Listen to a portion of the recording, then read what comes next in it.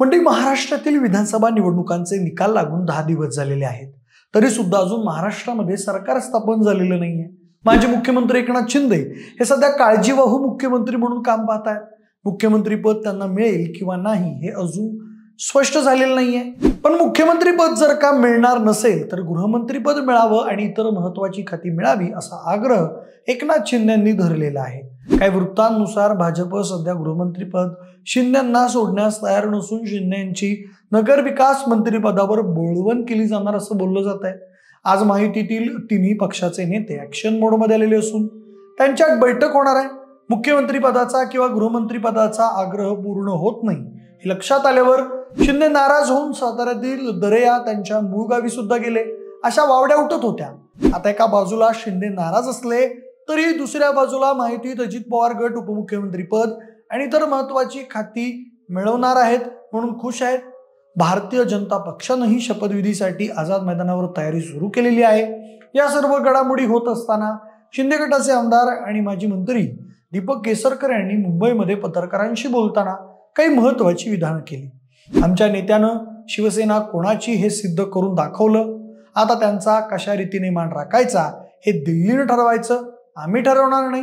यासोबतच भाजप एकट्यानं सुद्धा सरकार स्थापन करू शकतं असं ते म्हणाले। म्हणजे दीपक केसरकर हे जबाबदार नेते आहेत। मागील सरकारच्या काळामध्ये त्यांनी वेळोवेळी पक्षाची आणि सरकारची भूमिका माध्यमांसमोर मांडलेली आहे आणि म्हणून त्यांच्या भाजप एकट्याने सत्ता स्थापन करू शकते या विधानाला जास्त महत्त्व आलेलं आहे। पण खरंच भारतीय जनता पक्ष एकट्यानं सरकार स्थापन करू शकतो का? जर का भारतीय जनता पक्ष तसा विचार करत असेल तर काय समीकरण असतील याचाच आढावा घेऊया। नमस्कार, मी प्रथमेश आणि तुम्हाला तर माहिती आपला विषय असणार आहे। म्हणजे सध्या महाराष्ट्रातील विधानसभा निकालाची आकडेवारी पाहिली तर हे स्पष्ट आहे की महायुतीनं निर्विवाद यश मिळवलेलं आहे, तरी सुद्धा अजून सरकार स्थापन झालेलं नाहीये आणि याचं अनेकांना आश्चर्य वाटतंय। अनेकांनी हा जनमताचा अनादर आहे असे आरोप करायला सुरुवात केली आहे। मागील सरकारच्या वेळेस महाविकास आघाडीतून शिंदे गट बाहेर पडला आणि त्यांनी भारतीय जनता पक्षासोबत मिळून सरकार स्थापन केलं। सरकार यशस्वीपणे चालवलं। इनफॅक्ट असं सुद्धा मानलं जातंय की विधानसभेच्या निवडणुका या एकनाथ शिंदेंच्या नेतृत्वाखाली लढल्या गेल्या। भारतीय जनता पक्षाला मिळालेलं यश एकनाथ शिंदेंचं यश आहे असं सुद्धा म्हटलं गेलं। पण कोणीही काही म्हणत असलं तरी सुद्धा एकनाथ शिंदे यांना आजच्या दिवशी मुख्यमंत्री पद द्यायला भारतीय जनता पक्ष तयार नाही। एकनाथ शिंदे हे पत्रकार परिषदेमध्ये म्हणाले की केंद्रीय नेतृत्व जे ठरवेल ते त्यांना मान्य असेल, पण दुसऱ्याच बाजूला त्यांनी त्यांचं दबाव तंत्र सुरूच ठेवलेलं आहे। हा दबाव झुगारून भारतीय जनता पक्षानं शपथविधीच्या कार्यक्रमासाठी काल आझाद मैदानाची पाहणी केली। यावर दीपक केसरकर पत्रकार परिषदेमध्ये म्हणाले की मी फडणवीसांना मेसेज केला की माहितीची सत्ता येत आहे, पण मैदानाची पाहणी करायला एकच पक्ष जातो, त्यामुळे लोकांमध्ये चुकीचा मेसेज जातोय। थोडक्यात काय तर भारतीय जनता पक्षाच्या भूमिकेमुळे शिंदे गटामध्ये चलबिचल दिसत आहे। यामुळेच दीपक केसरकर बोलून गेले की भारतीय जनता पक्ष एकट्यानं सुद्धा सरकार स्थापन करू शकतो। त्यांच्या विधानांमागे नेमकी काय समीकरणं दडलेत, कोणत्या शक्यता आपल्याला विचारात घ्याव्या लागतील त्यावर थोडक्यात प्रकाश टाकूयात। म्हणजे सर्वप्रथम हे समजून घ्या की निवडणुकांचे निकाल लागल्यानंतर राज्यपाल त्यांच्या संसद विवेक बुद्धीने सर्वात मोठ्या पक्षाला सरकार स्थापन करण्यासाठी आमंत्रित करतात। त्यामुळे शपथविधी सोहळा करण्यासाठी भारतीय जनता पक्षाला इतर कोणाही पक्षाची आजच्या दिवशी तरी गरज नाही। शपथविधी झाल्यानंतर मग मात्र भारतीय जनता पक्षाला बहुमतासाठी लागणाऱ्या मतांची बेरीज करावी लागेल आणि 145 ही मॅजिक फिगर गाठावी लागेल। आता इथं आपल्या पहिल्या प्रश्नाचं उत्तर मिळतं की भारतीय जनता पक्ष एकट्याने सरकार स्थापन करू शकतो का? तर त्याचं उत्तर आहे हो, करू शकतो। पण कसं, शक्यता काय काय आहेत तर ऐका। पहिला लक्षात घेण्यासारखा मुद्दा म्हणजे एकनाथ शिंदेंना मुख्यमंत्री पद जर का मिळालं नाही तर उपमुख्यमंत्री पदासाठी ते उत्सुक नाहीत।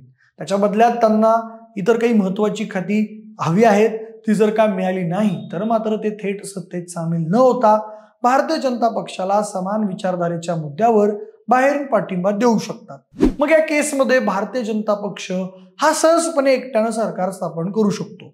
दुसरा मुद्दा म्हणजे निवडणुकीचा निकाल लागल्यापासून चंद्रकांतदादा पाटील, रावसाहेब दानवे यांनी उद्धव बाळासाहेब ठाकरे यांच्याबद्दल सहानुभूती असल्याचं वक्तव्य केलेलं आहे। मागे एका सभेमध्ये पंतप्रधान नरेंद्र मोदी यांनी सुद्धा उद्धव बाळासाहेब ठाकरे यांच्यासाठी धावून जाणारा पहिला व्यक्ती मी असेल असं म्हटलं होतं।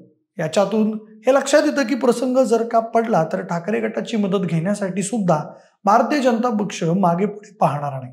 यासोबतच हेही लक्षात घेणं गरजेचं आहे की 2014च्या विधानसभा निवडणुकीनंतर शरद पवार अध्यक्ष असलेल्या एकत्रित राष्ट्रवादीनं भारतीय जनता पक्षाला बाहेरून पाठिंबा देण्याचं वक्तव्य केलेलं होतं। दरम्यान त्यावेळेस ते घडलं नसलं तरी यावेळेस सुद्धा ते पाठिंबा देण्याची शक्यता नाकारता येत नाही, कारण फडणवीस असो वा शरद पवार यांनी नेहमीच त्यांच्या पक्षाची दारं उघडं ठेवलेली आहेत। यामधून आपल्याला हे लक्षात येतं की शिंदे गटानं जर का खूपच ताणून धरलं तर अशा केसमध्ये ठाकरे गट प्लस शरद पवार गट सुद्धा भारतीय जनता पक्षाला बाहेरून पाठिंबा देऊ शकतो। अशा पद्धतीनं भारतीय जनता पक्ष एकट्याने सत्ता स्थापन करू शकतो। म्हणजे विशेष म्हणजे निवडणुकांच्या आधी अपक्ष उमेदवार गेम चेंजर ठरतील, किंगमेकर असतील अशी अटकळ बांधली जात होती। प्रत्यक्ष निकालाच्या दिवशी अपक्ष आणि इतर छोटे मोठे पक्ष मिळून फक्त 10 जागा मिळालेल्या आहेत। संख्याबळ कमी असल्यामुळे यांचं उपद्रव मूल्य सुद्धा कमी आहे। आजच्या दिवशी भारतीय जनता पक्षाला अंगावर घेण्याची हिंमत सध्या तरी कोणी करणार नाही हे स्पष्ट आहे। त्यामुळे हाही मुद्दा बाजूला राहतो। आता या सगळ्यात महत्त्वाचा मुद्दा म्हणजे अजित पवार गटाची अपेक्षा अगदी माफक आहे। उपमुख्यमंत्री पद प्लस अर्थ खातं प्लस इतर काही मंत्रिपद ती सुद्धा जी मिळतील ती। अजित पवार गट कोणत्याही परिस्थितीमध्ये आजच्या दिवशी भारतीय जनता पक्षाला सोडण्याची शक्यता नाही। हा गट कोणत्याही पद्धतीनं भारतीय जनता पक्षावर नाराज होण्याची शक्यता नाही। ना अजितदादांच्या देहबोलीतून तसे संकेत मिळालेत ना त्यांच्या वक्तव्यातून। त्यामुळे भारतीय जनता पक्ष हा बिंदास्त आहे। त्यांना कसंही करून सरकार स्थापन करण्याचा विश्वास आहे। आता खरी उत्सुकता ही आहे की मुख्यमंत्री पदाचा चेहरा असणार कोण।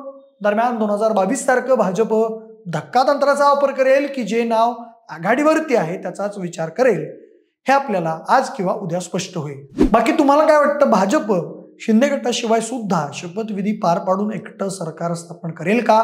तुमची मतं आम्हाला कमेंट करून नक्की सांगा। जर हा व्हिडिओ आवडला असेल तर लाईक आणि शेअर करा। सोबतच आपल्या विशेष वारी YouTube चॅनलला देखील सबस्क्राईब करायला अजिबात विसरू नका। धन्यवाद।